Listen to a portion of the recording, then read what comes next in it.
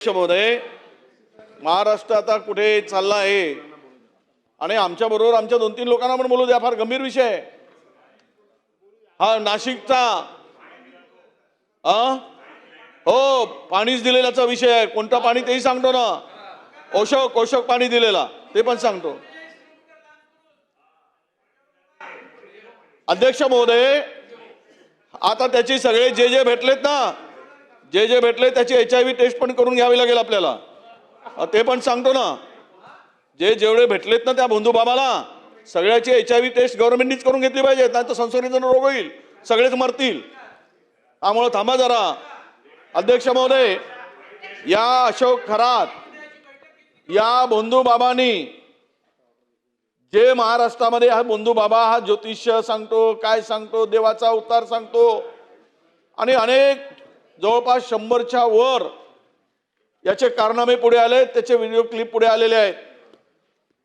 देवाच्या धर्माच्या नावाने फसवणारे जे काही बंधू तयार होत आहेत महाराष्ट्रामध्ये, प्रगत महाराष्ट्र म्हणतो आम्ही, पुरोगामी महाराष्ट्र, सगळ्या दृष्टीने पुढे जाणारा महाराष्ट्र, आणि यामध्ये असे जे काही अडकले जात आहेत. अध्यक्ष महोदय, यामध्ये राजकीय क्षेत्रातील लोक, काही IAS अधिकारी आहेत, IPS अधिकारी आहेत आणि त्याच्याबरोबरच या सगळ्यामध्ये काही महसूल विभागाचे अधिकारी आहेत. आणि या सर्व अधिकाऱ्यांनी मिळून अध्यक्ष महोदय जे काही त्यांच्या बरोबर खरं तर या सर्व जे भेटलेत, जे व्हिडिओ क्लिप आलेत, व्हिडिओ क्लिपमध्ये आलेत, व्हिडिओमध्ये आलेत, त्या सर्वांचे CDR मोबाईलचे चेक केले पाहिजे.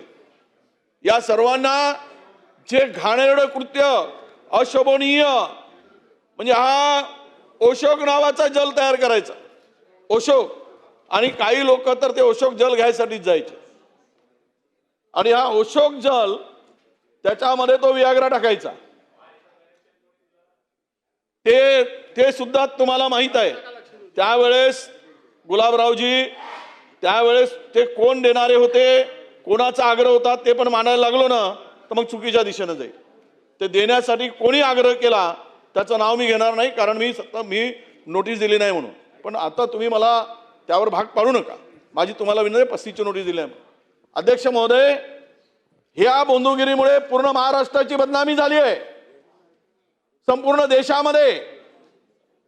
आणि ह्यामधून महाराष्ट्राच्या बदनामी बरोबरच ज्या दिवशी हे सगळं प्रकरण पुढे आलं, एका हॉटेलमध्ये 3 IAS अधिकारी त्यांच्यावर कारवाई होऊ नये म्हणून मदत करत होते, हॉटेलमध्ये बसले होते. IPS अधिकारी त्यांनी त्यांचा सुद्धा यामध्ये सहभाग आहे. त्या आरोपीला वाचवण्याचा प्रयत्न झाला. आज संपूर्ण महाराष्ट्रातील जनतेची मान शर्मेने खाली गेली, अशा प्रकारचं एक मोठं लाजवणारं आणि शर्मेने मान खाली घालणारी ही घटना. अध्यक्ष महोदय, म्हणजे आमच्याकडे जी माहिती प्राप्त होत आहे या संदर्भात, केवळ SIT नेमून हा प्रकरण काही संपणार नाही. अरे खुद्द महिला आयोगाच्या अध्यक्षा, ज्या महिलांच्या अधिकारासाठी, त्यांच्या न्याय हक्कासाठी तिथे त्यांना बसवलंय, संविधानिक पद देऊन त्या जाऊन तिथे त्या बंधू बाबांच्या पायात पाय धुतात आणि अशा व्यक्तीला, अशा प्रवृत्तीला समर्थन करतात.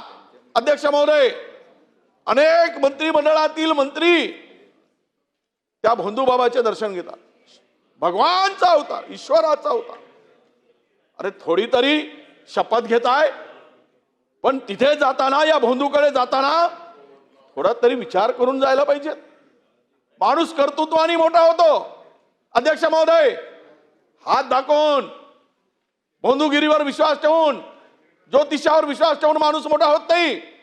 पण काही लोकांना ही सवय लागली, तांत्रिक, मांत्रिक, हात बघून किंवा भविष्य बघून सगळं जे काही आहे ह्यामधून अध्यक्ष महोदय फार वाईट ही घटना आहे. अनेक महिलांचं शोषण झाल्याची संपूर्ण व्हिडिओ समोर येत आहेत. आणि हे बंधुगिरी इथेच नाही, किती लोक, किती महाराज असे किती अनेक झाला तयार झाले.